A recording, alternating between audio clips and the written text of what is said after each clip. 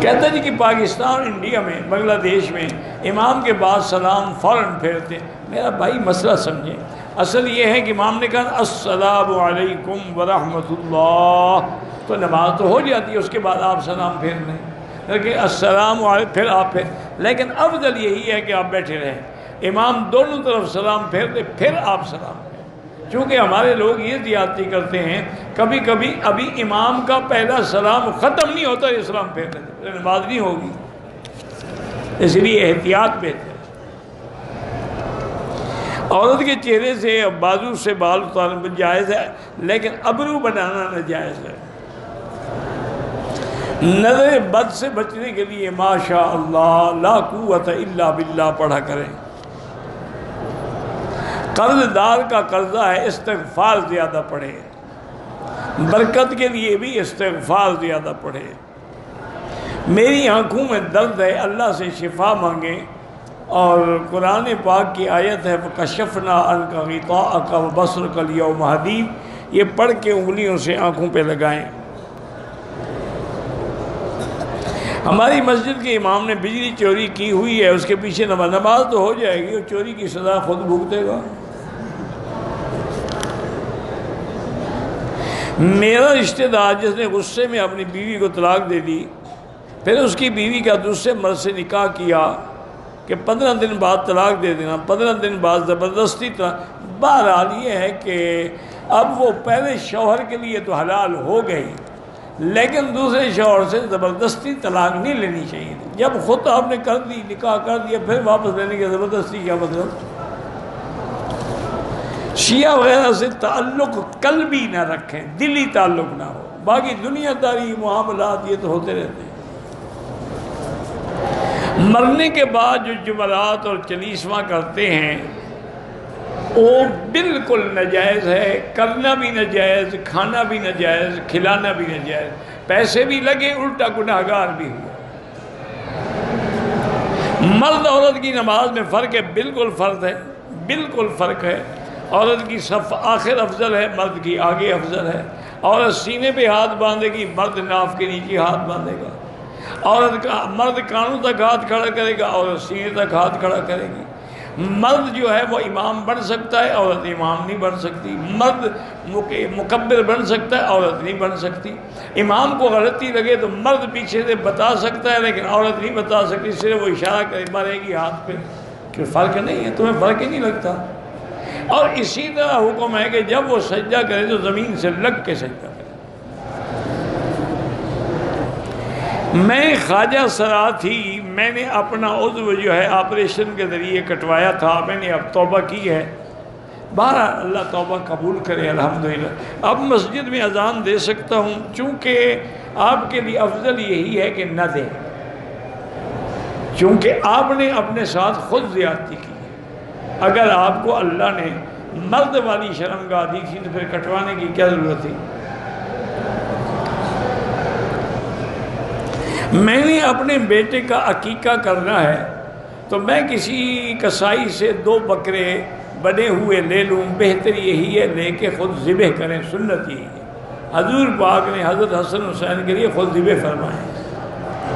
کہتے ہیں کہ میں ایک لڑکی سے محبت کرتا ہوں، وہ بھی کرتی ہے، اس کے گھر والوں نے اس کی منگنی کہیں اور کر دی ہے، تو اب محبت کا تقاضا یہی ہے کہ اس کا راستہ چھوڑ دو، اس کی زندگی برباد نہ کرو، باقی تم مر جاؤ، کوئی نہیں مرتا۔ آج تک کتنے مرے ہیں؟ ہیر رانجھا نہ مرا تو تم کہاں مرو گے؟ ایسے مجنوں بنے پھرتے ہیں، وہ کیا مر گئے تھے؟ وہ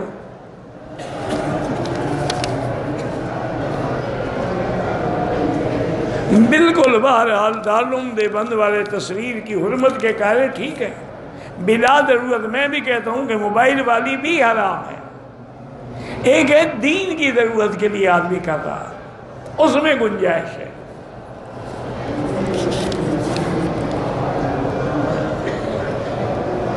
اگر عورت حاملہ ہے اس سے میاں بیوی مل سکتے ہیں، بالکل مل سکتے ہیں، شریعت میں تو کوئی بننا نہیں، چاہے 9 مہینے کا حمل ہو تب بھی مل سکتا ہے۔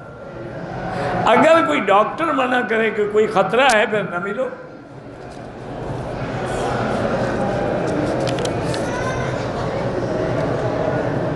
جو لوگ عمرہ کرتے ہیں ان کے بعد ان کو حاجی کہیں، اس نے حج کیا ہی نہیں تو حاجی کیوں کہو، کیوں جھوٹ بولتے ہو؟ ہم نے عمرے کا طواف کیا، 4 چکروں میں کندھا ننگا رکھا، باقی 3 میں نہیں، صفا مروہ کر لے، کوئی جرمانہ نہیں۔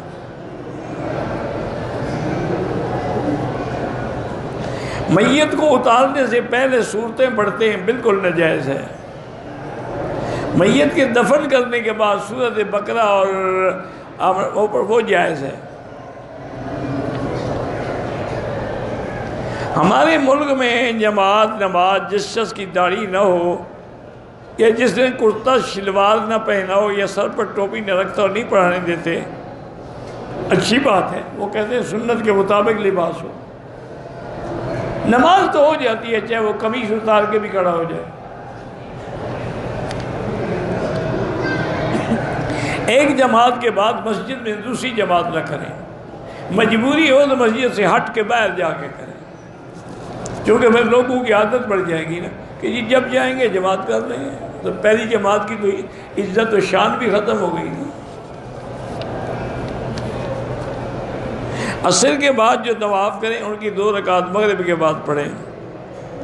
مرنے کے بعد شوہر کو بیوی کا چہرہ دیکھنا جائز ہے، بالکل جائز ہے، بیوی کو بھی جائز ہے، لیکن ساری زندگی دیکھتے رہے تو اب نہیں دیکھو گے تو کیا فرق پڑے گا؟ اگر بہت زیادہ محبت ہے نا، قبر میں کٹھے لیٹ جاؤ، وہیں دیکھتے رہنا، فرشتے آگے ٹھیک کریں گے، ایسے خام خواہ وہ مر گئی، اب اس کو محبت آ رہی ہے، زندگی میں کبھی اس کا خیال ہی نہیں کیا۔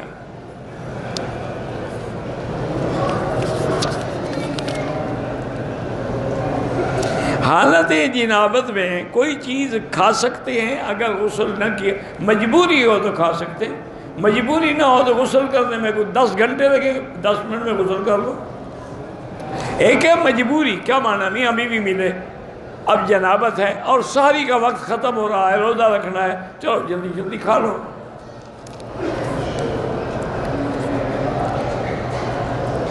جمعہ کی اذان اول جو ہے وہ اعلان ہے، تو دیکھیں نا حکم ہے نا کہ اذا نودی للصلاۃ من یوم الجمعۃ فاسعوا، جب اذان ہو تو آؤ تیار ہو کے نماز کے لیے۔